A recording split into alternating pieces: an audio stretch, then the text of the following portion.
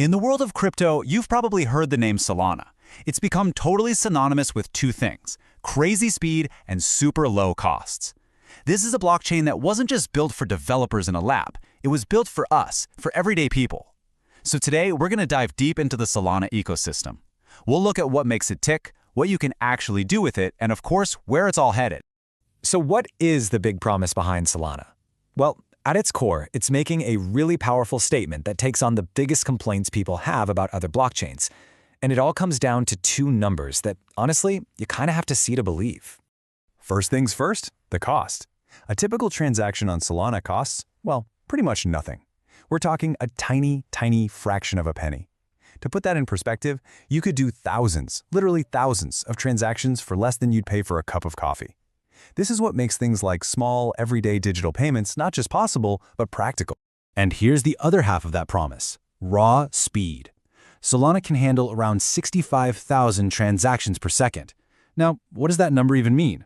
Well, it puts it in the same league as the theoretical maximum capacity of the entire Visa network. It's built for global scale, right out of the box. Okay, so how on earth is that even possible?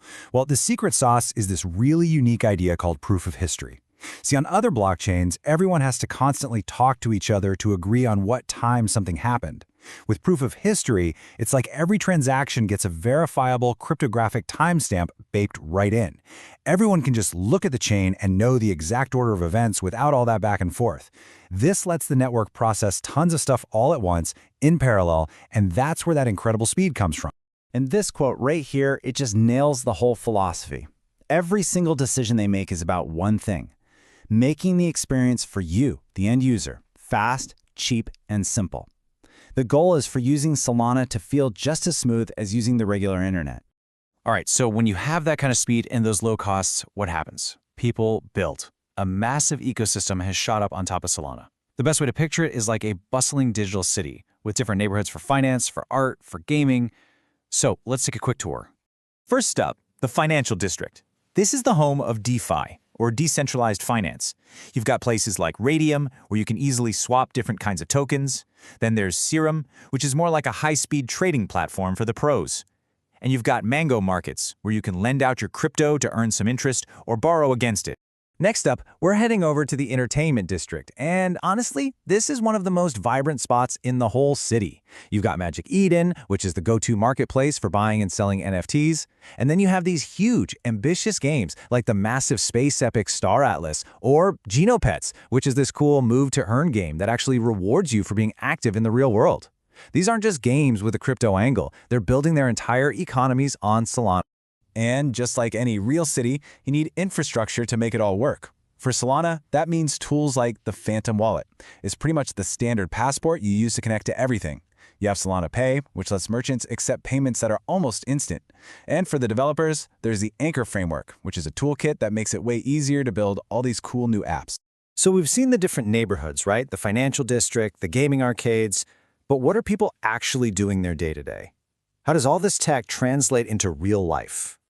It really boils down to these four main things. For gaming, it means you can actually own your in-game items as digital assets. In DeFi, you can trade and earn interest without the crippling fees you see on other networks. With payments, you can send money nearly instantly for almost free.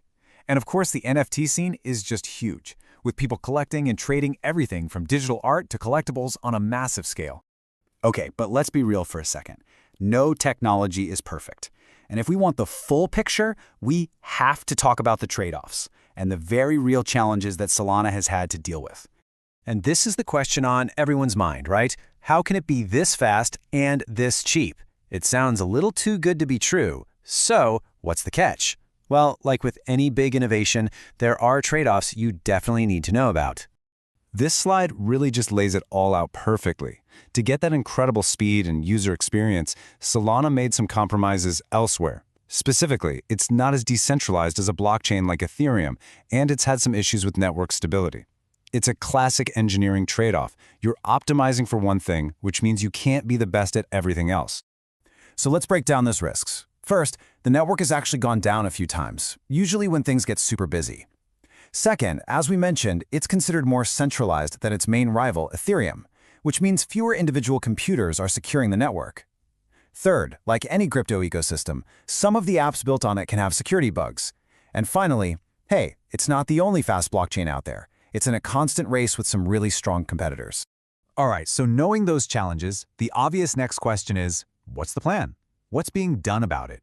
So let's take a look at Solana's roadmap and see how the ecosystem is planning to evolve and tackle these issues over the next couple of years.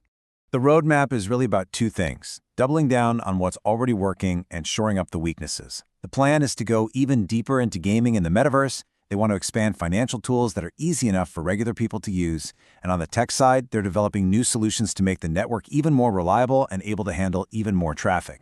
So after exploring the promise, the ecosystem, the risks, and the future, what's the one single thing, the big idea, that you should really take away from all this? Ultimately, it comes down to this. Solana is making a huge bet. The bet is that the key to getting millions or even billions of people to use blockchain isn't perfect decentralization. It's an experience that is fast, cheap, and so easy to use that you don't even have to think about it. The focus is absolutely relentlessly on the user. And that really leaves us with the ultimate question, doesn't it?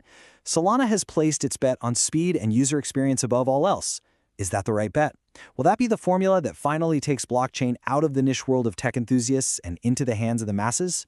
Only time is going to tell, but it's for sure one of the most important experiments happening in technology today.